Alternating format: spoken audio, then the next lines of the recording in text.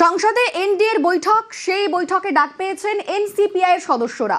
এনডিএর বৈঠকে কাকলি শতাব্দী, এনডিএর বৈঠকে সায়নী রচনা, NDA strategy বৈঠক, এনডিএর সেই স্ট্র্যাটেজি বৈঠকে ডাক পেয়েছেন এনসিপিআই এর সাংসদরা।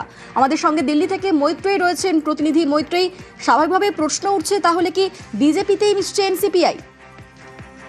দেখো, এই প্রশ্ন এখনো পর্যন্ত রয়েছে, যদিও এনসিপিআই তরফ থেকে এই বিষয়ে স্পষ্ট করে কোনো জবাব দেওয়া হয়নি।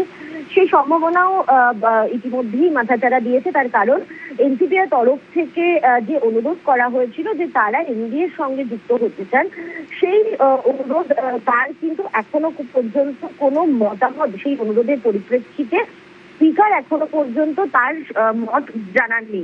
ফলে বিজেপিতে যোগ দেওয়ার বেশ কিছু সম্ভাবনা মাথাচাড়া দিচ্ছে। যদিও এনসিপিআই এর বেশ কিছু সাংসদ রয়েছেন, তারা এখনই বিজেপিতে যেরকম জয়েন করতে চান না। আবার উল্টো দিক থেকে বেশ কিছু সাংসদ এরকমও রয়েছেন যারা চান যে তারা সরাসরি বিজেপিতে যোগ দিয়ে তারা কাজ করুন।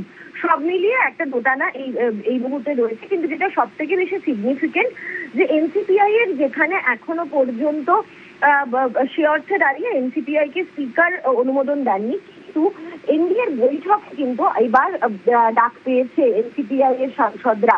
এবং আজকে 9:30টায় সেই বৈঠক, যেখানে প্রধানমন্ত্রী নরেন্দ্র মোদী পৌরোহিত্য করার কথা, সেই এনডিএ বৈঠকে আজকে এনসিপিআই এর সব সাংসদরা উপস্থিত থাকবেন। এবার সেখানে দেখার যে এনসিপিআই নিজেদের বক্তব্য জানানোর সুযোগ পান কিনা, বা তাদের সাথে কি ইন্টারাকশন হয় অন্যান্য এনডিএ নেতাদের। তার কারণ এই প্রথম এনডিএর সমস্ত শরিকদের সঙ্গে এনসিপিআই এর প্রথম বৈঠক হতে চলেছে এনসিপিআই এর সাংসদদের।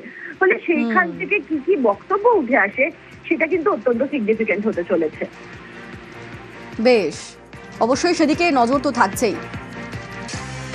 এদিকে এনডিএর বৈঠকে এনসিপিআই এর প্রশংসায় দিলীপ ঘোষ। দেশের স্বার্থে একসঙ্গে কাজই তো কাম্য, দাবি মন্ত্রী দিলীপের।